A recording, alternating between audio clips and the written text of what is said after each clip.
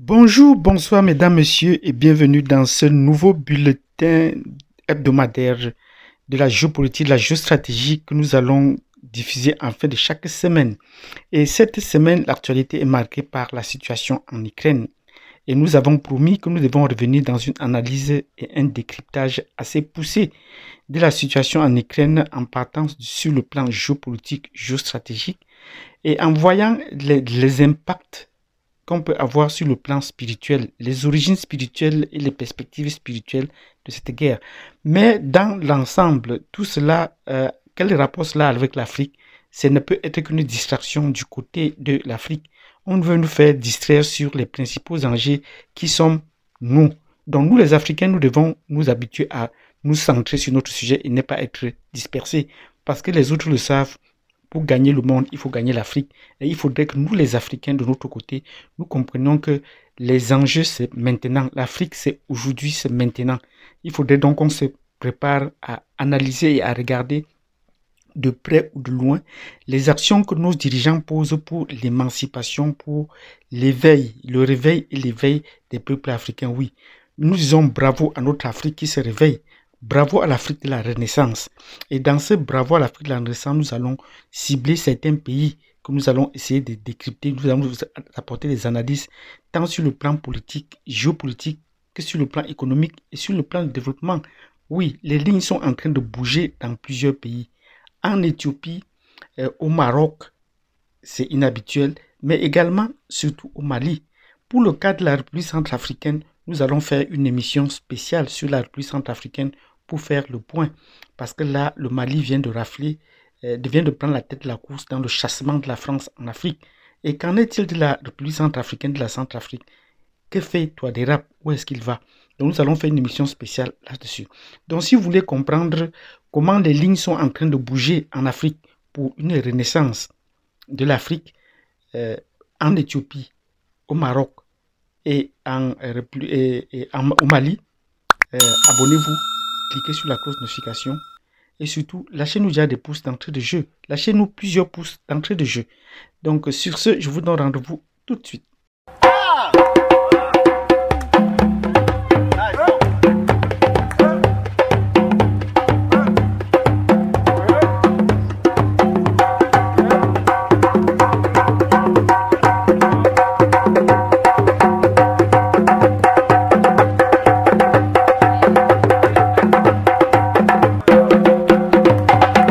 Dans cette vidéo que nous allons ponctuer, que nous allons appeler, que nous allons dénommer comme le bulletin hebdomadaire de géopolitique sur cette chaîne. Oui, et aujourd'hui, nous disons d'entrée de jeu que les lignes sont en train de bouger en Afrique. Pour une Afrique de la Renaissance, oui, notre chaîne a pour idéologie, a pour éditorial l'Afrique de la Renaissance. Une Afrique qui se réveille et qui s'éveille. Tout ça pousse vers la Renaissance.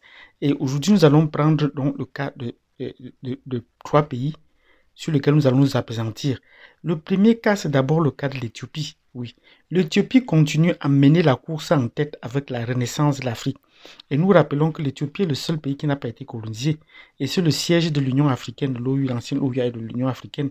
Et que grâce à cela, l'Éthiopie a une vision tout à fait différente qui n'est pas très polluée par les idées européennes, même si on lui cherche toujours des problèmes pour freiner son développement. Donc, il y a 2 semaines, un événement majeur s'est passé en Éthiopie. Après avoir repoussé les rebelles qui ont demandé le cessez-le-feu, qui ont demandé des négociations et tout cela, l'Éthiopie continue son programme de développement du pays, de la sous-région et même du tout le continent. Donc nous le disons bravo à l'Éthiopie et surtout au Premier ministre Abiy Ahmed. Donc il a inauguré ouvertement, officiellement, le barrage qu'on nomme le barrage de la Renaissance. Oui, quand nous parlons de l'Afrique de la Renaissance, c'est là un point de départ, c'est le barrage de la Renaissance qui a connu donc l'inauguration il y a 2 semaines. Le Premier ministre lui-même est venu inaugurer le barrage qui a connu une fin.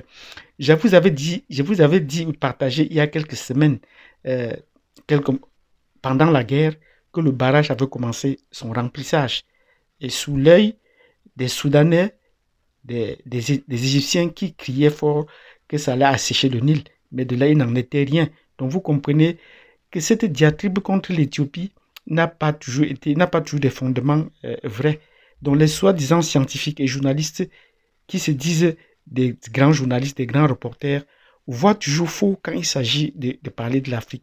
Et l'Éthiopie est en train de leur montrer le contraire, est en train de réaliser ce que très peu de pays africains ont eu à réaliser jusqu'à présent. Non seulement en pacifiant toute la sous-région, mais également en promettant de développer ou de fournir l'énergie électrique à presque tous les pays africains qui le souhaiteraient. Oui, la capacité du barrage de la Renaissance en Éthiopie est également une preuve que l'Afrique est en train de se réveiller. Comment est-ce que nous pouvons envisager le développement sans des sources d'énergie fiables alors que nous disposons de plusieurs sources d'énergie, non pas seulement et des énergies propres et vertes, parce que pour le cas de l'Éthiopie, c'est le barrage, donc c'est l'énergie hydroélectrique. Mais même ce pays également peut également disposer dans plusieurs pays sahéliens et plusieurs pays africains de l'énergie éolienne. Donc nous avons cette capacité-là. Et la plus grande capacité que nous avons et que le monde nous envie et que l'Europe nous fait la guerre, et je vous l'ai expliqué précédemment, c'est l'énergie solaire. Parce que l'Europe entend, si je me répète là, l'Europe entend que d'ici 2050, toute l'énergie en Europe doit être une énergie verte qui viendrait des panneaux solaires installés dans la zone sahélienne, dans la zone du G5 Sahel. C'est la raison pour laquelle le G5 Sahel est créé. C'est dans ce sens que va la recherche de l'énergie. Et l'Europe recherche l'énergie par tous les moyens.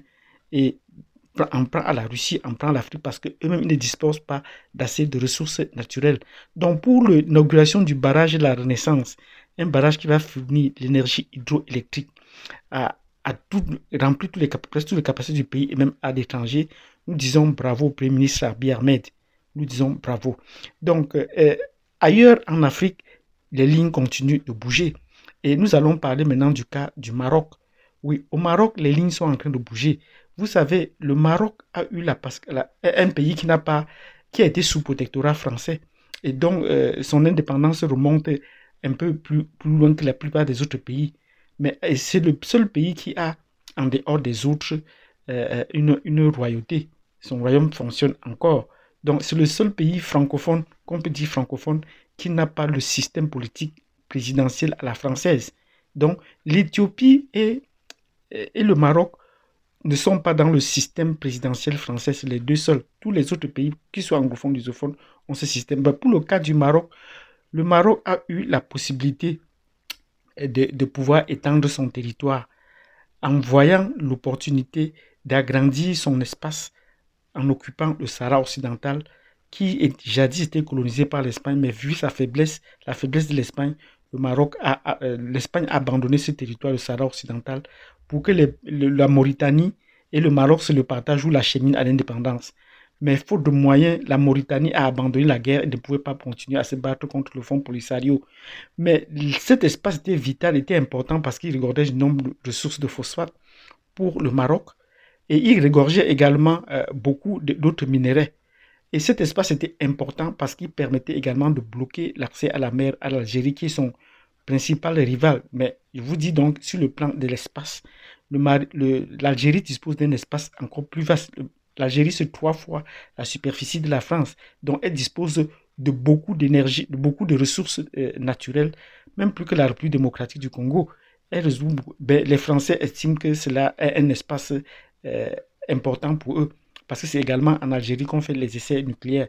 Donc, pour pouvoir se développer et trouver une certaine aisance, il fallait bloquer l'accès à la mer à l'Algérie qui soutenait le Front Polisario.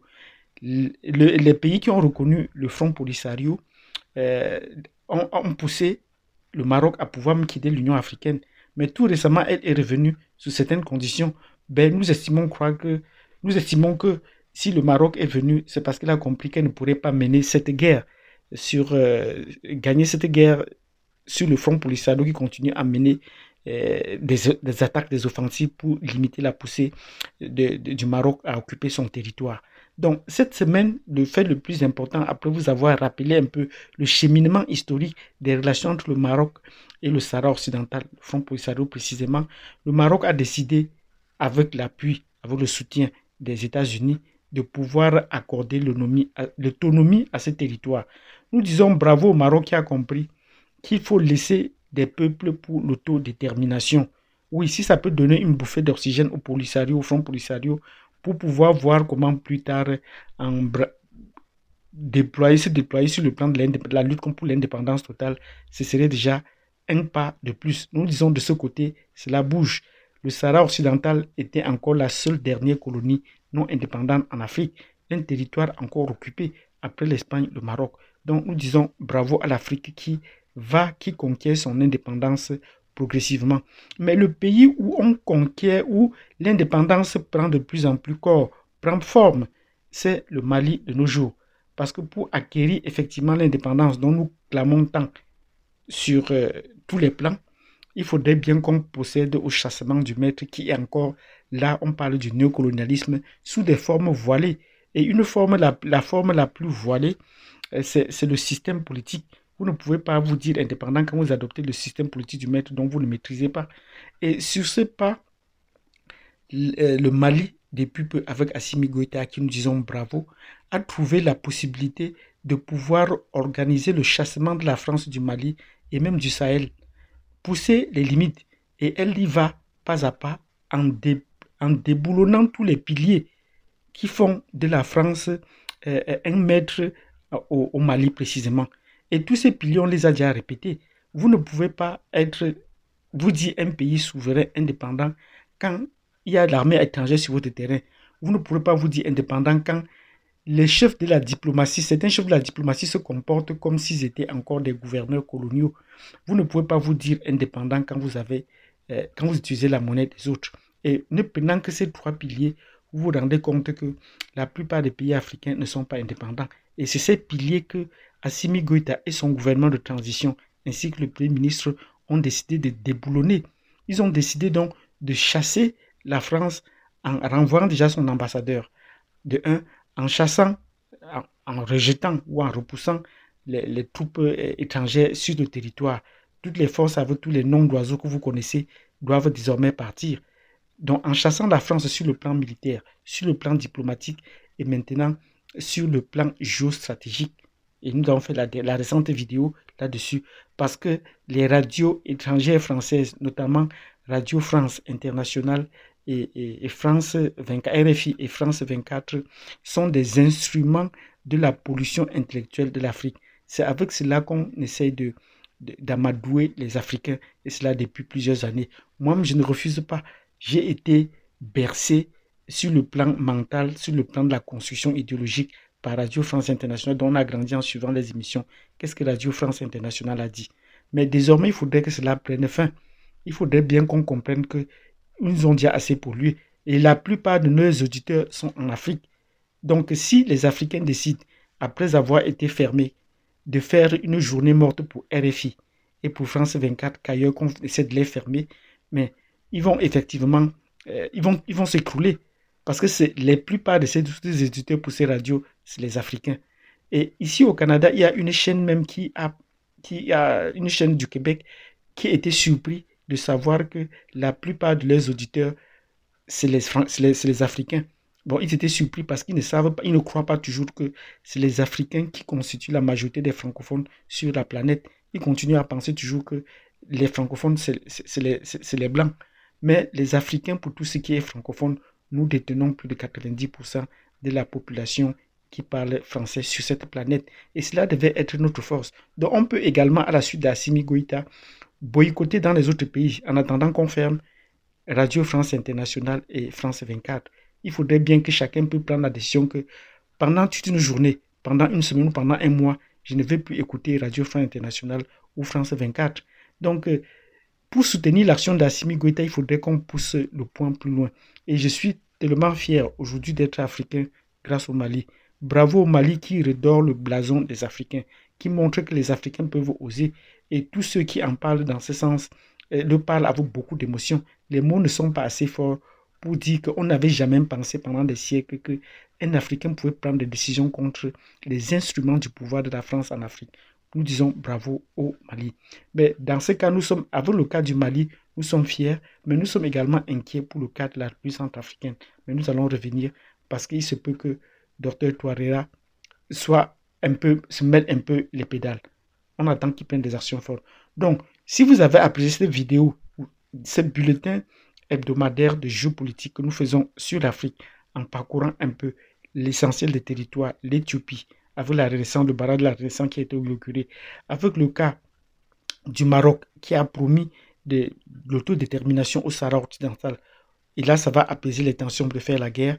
Nous avons également dit bravo et bravo, toutes nos félicitations au gouvernement malien qui est en train de dessoucher la France et qui prépare ainsi le terrain pour renoncer au franc CFA. Donc, le seul pilier qui reste, c'est renoncer au franc CFA. Donc, pour tous ceux qui veulent faire le débat sur le franc CFA, le moment est venu au cas du Mali, ça ne surprendrait plus personne. Donc, lâchez-nous de nombreux pouces si vous avez apprécié cette vidéo, cette analyse. Abonnez-vous, cliquez sur la cloche de notification et surtout partagez. Invitez les autres pour qu'on essaie d'agrandir cette famille, cette communauté. Merci.